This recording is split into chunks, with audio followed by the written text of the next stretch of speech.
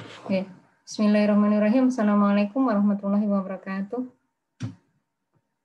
Waalaikumsalam warahmatullahi wabarakatuh. Ya, kita hari ini melanjutkan mata kuliah sistem koloid. Untuk awal kita belajar untuk dasar dulu ya tentang sistem koloid itu. Materi ini masih sangat lekat dengan materi-materi waktu SMU ya tentang sistem koloid, yaitu sistem yang terdiri dari fase terdispersi ya dengan ukuran tertentu dalam medium pendispersi. Zat yang didispersikan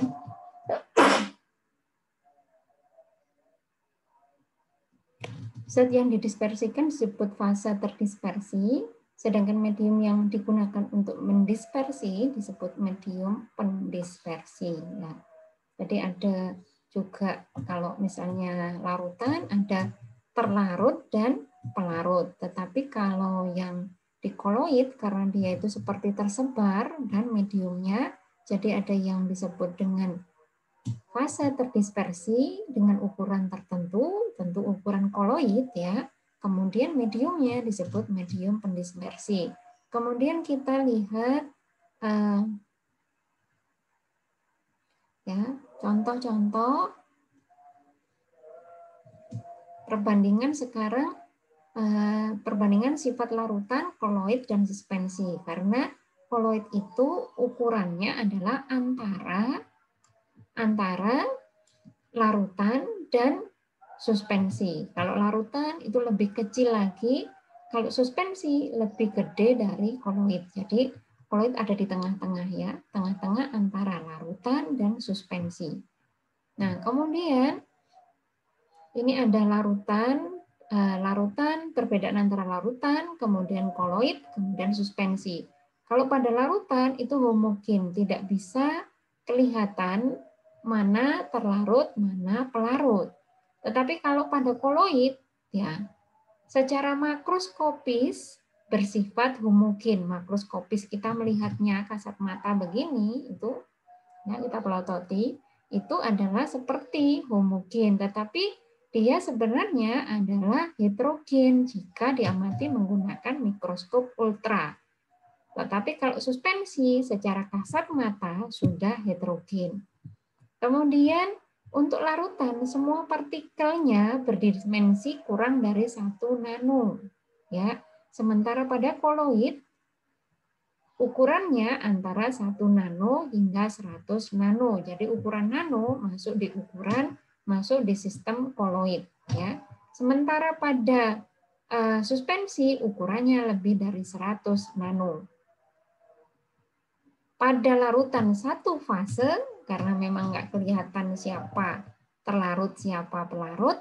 Kalau pada koloid tampak sebenarnya 2 fase atau terdiri dari 2 fasa. Kemudian yang suspensi adalah juga 2 fasa. Kestabilannya pada larutan adalah stabil, pada koloid stabil dengan waktu yang terbatas ya. Jadi bukan selamanya stabil kalau pada koloid.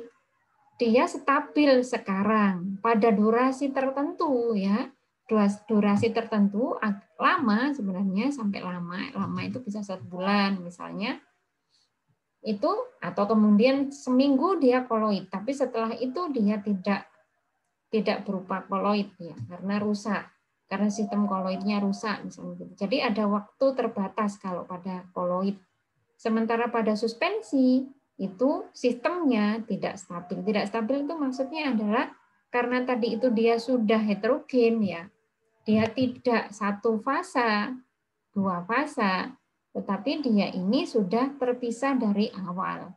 Ya, kalau kemudian pada koloid itu stabil dengan durasi tertentu. Bentar, yang bagian bawah. Nah, pada larutan tidak dapat disaring, maksudnya tidak dapat disaring itu lolos semua, ya bisa disaring ya. Mungkin bahasa kita ya bisa disaring, tidak, maksudnya tidak dapat disaring di sini adalah tidak dapat dipisahkan. Kemudian pada penyaring pada koloid hanya bisa disaring dengan penyaring ultra, sementara pada suspensi bisa disaring dengan ini saringannya yang mana dulu ya. Dapat disaring dengan kertas Wordman, bisa disaring ya. Tuh. Kemudian fase-fasenya ini kita kenal dan ini silakan nanti dihafalkan. Ini waktu SMU juga sudah ya. Sudah hafal semua saya kira.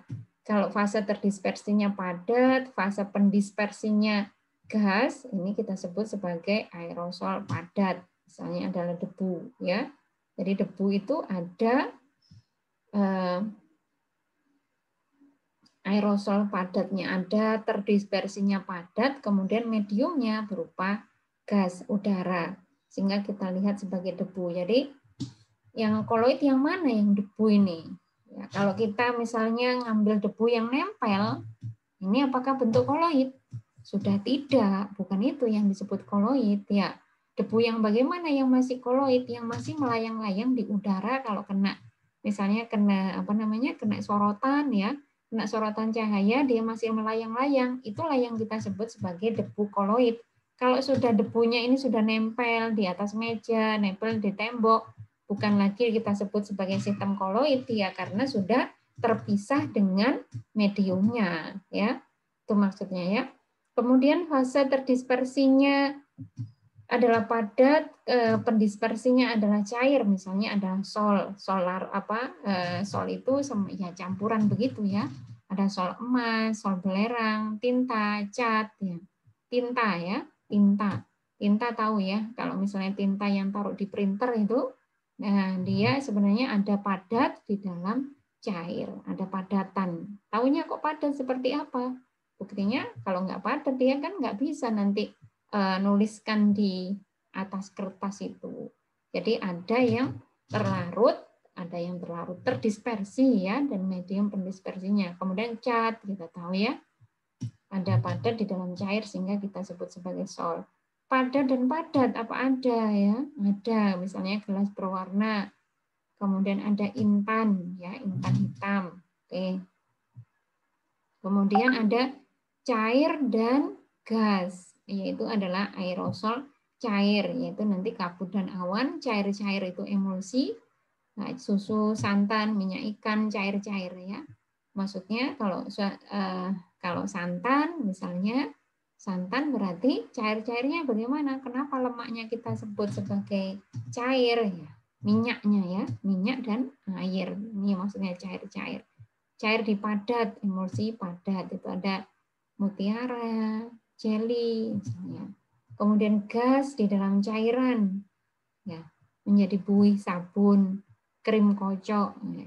Kemudian gas di dalam padatan, karet busa, batu apung. Ya. Misalnya kasur busa kita itu berarti apa? Gas di dalam padat. Jadi aplikasi koloid ini sangat luas dan sangat bermanfaat sebenarnya ya. Bentuk koloid ya ciptaan Allah. Koloid itu Allah menciptakan bentuk koloid, kan manusia hanya mengamati ya bahwa ada bentuk ini, bentuk ini. Kemudian sifat-sifat koloid, bagaimana cara mengenali sistem koloid. Cara yang paling sederhana adalah dengan menjatuhkan seberkas cahaya, menjatuhkan ya seberkas cahaya pada objek, menjatuhkan. Kalau kita bukan menjatuhkan, mungkin memberikan sinar gitu ya, disinari, menjatuhkan cahaya pada suatu objek. Bahasa lainnya menyinari itu ya. Larutan sejati meneruskan cahaya, sedangkan koloid akan menghamburkan cahaya. Jadi kalau larutan sejati itu maksudnya larutan. Kalau larutan itu dia terus, sinarnya tadi itu terus. Jadi misalnya begini. Kalau di situ tidak melewati sistem koloid, lampu senter, ya, larutan sejati akan meneruskan cahaya. Lampu senter misalnya bundernya, diameternya 10 cm. Dari kita nyorot, kemudian sampai ke tembok tetap 10 cm, misalnya begitu. Tetapi kalau kemudian dikatakan menghamburkan cahaya, di situ ada debu, maka sorotan lampu senter kita bisa lebih besar dari mula-mula. Gitu ya. Nah, kemudian ada sifat-sifat dari tadi ya, sifat-sifat dari koloid. Kemudian ada jenis-jenis koloid sudah, koloid dalam kehidupan ya. Kalau contoh larutan ini ya. Misalnya alkohol 70% ya, kita nggak bisa membedakan mana alkoholnya, mana airnya. Kemudian kalau contoh koloid ya sabun, susu, jeli, mentega, mayonaise. Contoh suspensi. Nah, kita misalnya bikin campuran kopi dengan air, membuat secangkir kopi sama dengan membuat secangkir suspensi gitu. Kemudian tadi jenis-jenis koloid kita sudah bahas. Sifat-sifat koloid ada gerak Brown. Gerak Brown ini gerak acak ya. Kemudian ada muatannya. Kalau muatannya pada koloid seperti apa? Muatannya ini kenapa dia terjadi gerak Brown, gerak acak? Berarti muatannya bagaimana? Muatannya sama atau tidak sama? Coba silakan dijawab. Kalau terjadi gerak Brown, berarti dia muatannya sama atau tidak sama? Bagaimana? Anak-anak? Muatannya adalah sama, sehingga tolak menolak. Makanya terjadilah gerak Brown. Kalau dia muatannya tidak sama, dia akan tarik-menarik, nggak akan terjadi gerak Brown. Ya. Kemudian ada contohnya berikutnya adalah koagulasi. Koagulasi itu bagaimana? Koagulasi pengendapan ya, pengendapan. Misalnya koagulasi ini adalah penggumpalan partikel koloid yang bermuatan negatif akan dikumpulkan di anoda, sedangkan koloid yang bermuatan positif akan dikumpulkan di katoda. Koagulasi koloid karena penambahan elektrolit terjadi sebagai berikut. Koloid yang bermuatan negatif akan menarik ion positif ya. Jadi ini misalnya adalah pada sol Sol FeOH3 dikelilingi oleh ion Cl-. Jadi ion-ion Cl- ada di sekitarnya, kemudian oleh koagulasi ini permukaannya di atas permukaan koagulasi ini ya. Perhatikan di sini dulu anak-anak semuanya, Nabila, Muslimah. Nabila? Ya. Halo Nabila? Iya, Bu. Ya. Nah, ini misalnya di sini adalah ini pada permukaan dari koagulan dia dapat menarik partikel-partikel yang ada di sekitarnya sehingga menjadi ukurannya lebih besar. Kenapa disebut koagulasi? Karena ketika ukurannya besar dia bisa mengendap ya. Perhatikan ya biar paham. Nah, kemudian ada koloid pelindung ya. Sehingga dia ini akan berusaha koloidnya tadi itu bertahan atau kemudian kita sebut sebagai emulsifier misalnya. Jadi es krim itu kalau nggak pinter-pinter singgahi pecah ya. Pecah itu maksudnya terpisah antara nggak bisa lembut ya, nggak bisa jadi krim. Nah, ini kemudian digunakan gelatin. Gelatin ini adalah melapisi permukaan untuk bisa tetap menjadi sistem koloid atau disebut emulsifier. Pembentukan kristal besar dicegah ya, supaya molekul-molekul air itu tadi terdispersi. Kecil-kecil itu terdispersi seperti busa kecil-kecil itu, sehingga dia ini tidak terbentuk kristal es yang besar.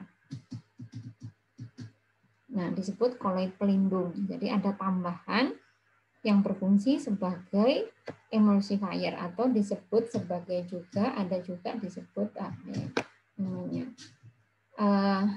surfaktan. Surfaktan itu adalah zat tambahan yang biasanya memicu untuk terbentuknya busa. Zat tambahan yang diberikan supaya terbentuk koloid. Itu ada surfaktan itu menghilangkan permukaan tegangan permukaan. Misalnya begini. Surfaktan pada busa, pada sabun cuci ya. Pada sabun-sabun cuci ketika kita mencuci baju itu air itu tidak mudah langsung diserap oleh kain misalnya. Dia ada ketika ditetesi air itu kainnya itu membentuk butiran di atas, airnya membentuk butiran di atas kain. Nah, ketika kita tambahkan sabun, Nah, surfaktan ini ada di dalam sabun kita, tapi ya sehingga mudah terbentuk busa. Sehingga dengan adanya surfaktan ini bisa mengangkat kotoran dari permukaan kain. Dialah yang akan misalnya ada minyak, kainnya dilapisi minyak, tumpahan minyak. Kain ketumpahan minyak, kemudian kita cuci pakai air. Airnya nggak bisa segera masuk, mengangkat minyak, melepaskan minyak dari kain, sehingga ditambahilah surfaktan. Surfaktan ini contohnya yaitu pada deterjen, sehingga dia bisa melepaskan kotoran dari permukaan kain. Misalnya begitu.